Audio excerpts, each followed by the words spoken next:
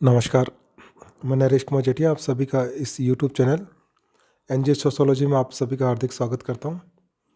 और आज मैं आपको सोशोलॉजी का एक topic community meaning and characteristics, समुदाय का अर्थ और उसकी विशेषताओं के बारे में पढ़ाने जा रहा हूं। समुदाय जो शब्द है बहुत ही प्रचलित शब्द है। इस शब्द का हम हमारे दैनिक जीवन में और सोसाइटी के अंदर हम इस शब्द का बहुत ज़्यादा इस्तेमाल करते रहते हैं। तो हम सबको ये जानना ज़रूरी होता है कि ये समुदाय का वास्तव में अर्थ क्या है और इसकी विशेषता क्या है। और इससे पहले कि हम टॉपिक स्टार्ट करें, आप सभी से रिक्वेस्ट है कि आप इस चैनल को सब्सक्राइब कर लें, साथ में बेल आइकन को भी प्रेस कर दें ताकि आपको नोटिफिकेशन टाइमली मिलते रहें।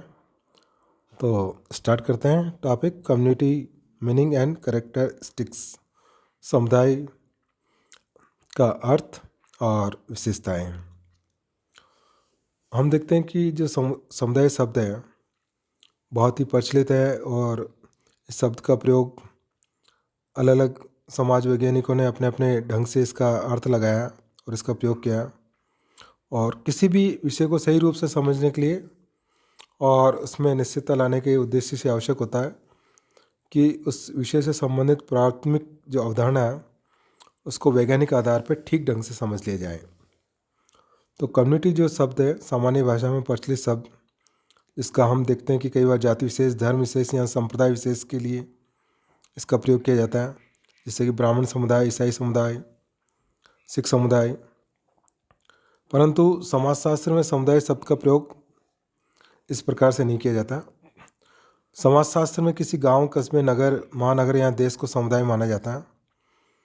इन सभी समूहों के साथ एक निश्चित भौगोलिक क्षेत्र जुड़ा हुआ है और इसके आधार पर हम देखते हैं कि जयपुर, दिल्ली, अजमेर, कानपुर, इंदौर या कोई भी नगर है जिसका अपने अपने निश्चित भौगोलिक प्रदेश होते हैं, निश्चित क्षेत्र होते हैं जहाँ व्यक्तियों का एक समूह सामान्यतः स्थायी रूप से निवास करता है।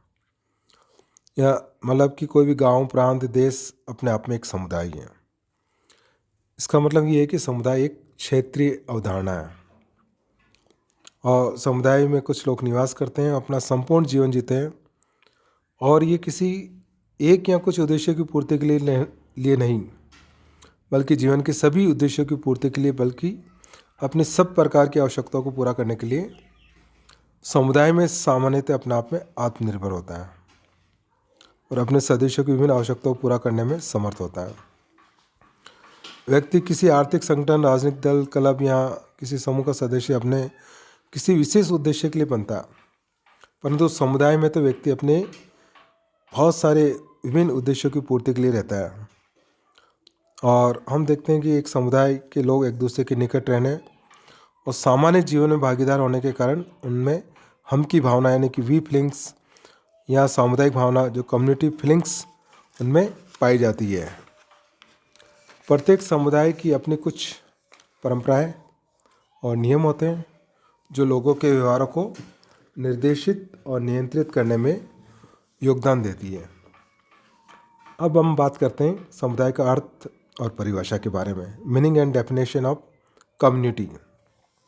सबसे पहले इसके वर्डी मीनिंग यानी कि शाब्दिक दृष्टि से समुदाय के अर्थ पर विचार करें तो हम देखते हैं कि अंग्रेजी का जो कम्युनिटी शब्द है दो लैटिन शब्दों कॉम और म्यूनिस से बना है। कॉम का अर्थ होता है टुगेदर अर्थात एक साथ, और म्यूनिस का अर्थ होता है सर्विंग, इसका मतलब सेवा करने से। इन शब्दों के आधार पर हम देखते हैं कि समुदाय का तात्पर्य साथ साथ मिलकर सेवा करने से है। दूसरे शब्दों में हम कह सकते हैं कि समुदाय का अर्थ व्यक्तियों के ऐसे समूह से है जो निश्चित भूभाग पर साथ साथ रहते हैं और वह किसी एक उद्देश्य के लिए नहीं बल्कि सामान्य उद्देश्य के लिए एक साथ रहते हैं और इनका संपूर्ण जीवन सामान्यतः यहीं व्यतीत होता है। और एक डेफिनेशन है ऑकबर्न और निमकॉप, उनके अनुसार एक सीमित क्षेत्र में सामाजिक जीवन के संपूर्ण संगठन को समुदाय कहा जाता है। प्रोफेसर डेविस कहते हैं समुदाय सबसे छोटा ऐसा क्षेत्रीय समूह है जिसमें सामाजिक जीवन के समस्त पहलू आ जाते हैं। इस परिभाषा में समुदाय के 3 तत्वों का उल्लेख किया गया है। पहला व्यक्तियों का समूह, दूसरा निश्चित भौगोलिक क्षेत्र और तीसरा सामाजिक जीवन के सभी पहलुओं का समावेश। तो इन परिभाषाओं से के आधार पर हम इसका अर्थ की अगर बात करें तो समुदाय सामान्य सामाजिक जीवन में भागीदार लोगों का एक ऐसा समूह है जो किसी निश्चित भौगोलिक क्षेत्र में निवास करता है और जिसमें हम की भावना या सामुदायिक भावना पाई जाती है। अब हम बात करते हैं समुदाय के आधार या आवश्यक तत्व के बारे में। वो कौन कौन से आवश्यक तत्व है जो समुदाय में होना जरूरी होता है। उसमें पहला है व्यक्तियों का समूह, ग्रुप ऑफ इंडिविजुअल। दूसरा निश्चित भौगोलिक क्षेत्र, प्रत्येक समुदाय के लिए निश्चित भौगोलिक क्षेत्र का होना आवश्यक है।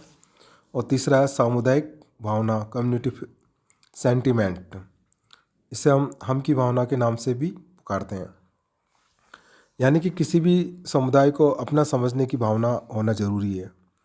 किसी क्षेत्र विशेष, गांव, प्रांत या किसी नगर या राष्ट्र को प्रति जो भी फीलिंग्स पाई जाती हुई कम्युनिटी सेंटिमेंट्स यानी कि सामुदायिक भावना होती है।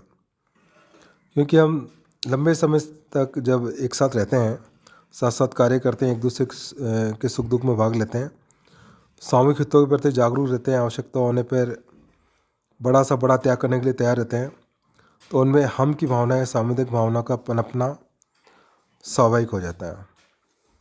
और इस सामुदायिक भावना के अंदर 3 बातें होती है। एक तो हम की भावना की अभिव्यक्ति, योगदान या दायित्व निर्वाह की भावना, और तीसरा होता है निर्भरता की भावना। अब हम नेक्स्ट इसी कंटिन्यूएशन में बात करते हैं समुदाय की विशेषताएं या लक्षण, करेक्टरिस्टिक्स ऑफ कम्युनिटी, जिसके आधार पर हम बहुत अच्छे ढंग से समझ पाएंगे कि समुदाय का अर्थ क्या होता है, समुदाय किसे कहेंगे। सबसे पहला है सहत विकास। समुदाय का जो निर्माण होता है कुछ लोगों द्वारा जानबूझकर या नियोजित जो प्रयत्न है उसके द्वारा नहीं किया जाता। इसका समय बीतने के साथ साथ सहत विकास हो जाता है। नेक्स्ट है स्थायीपन, यानी ये प्रत्येक समुदाय एक निश्चित भौगोलिक क्षेत्र में स्थायी रूप से रहता है। किसी भी अस्थायी समूह जैसे भीड़ है, श्रोता समूह या खानाबदोश झुंड है, उसको हम समुदाय नहीं कह सकते हैं। इसका स्थायी होना बहुत ज़रूरी है। कई बार भूकंप, तूफान या बाढ़ के कारण कई बार समुदाय पूरी तरह नष्ट हो जाते हैं, लेकिन हम देखते हैं कि कुछ समय बाद में वो वापस पुनर्स्थापित भी हो जाते हैं। कौन सा समुदाय किस भौगोलिक क्षेत्र में बसा हुआ, इसका कारण समुदाय के साथ स्थायित्व के तत्व का जुड़ा होना है। नेक्स्ट है विशिष्ट नाम, स्पेसिफिक नेम। प्रत्येक समुदाय का एक विशिष्ट नाम होता है जो उस समुदाय के लोगों में हम की भावना जागृत करने, उसे बनाए रखने के लिए योग देता है।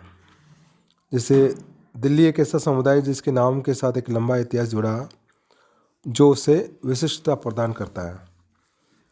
नेक्स्ट है मूर्तता, यानी कि समुदाय एक मूर्त समूह है, क्योंकि एक निश्चित भूभाग पर बसे मनुष्यों के समूह के रूप में हम इसे देख सकते हैं, इसलिए एक मूर्त है।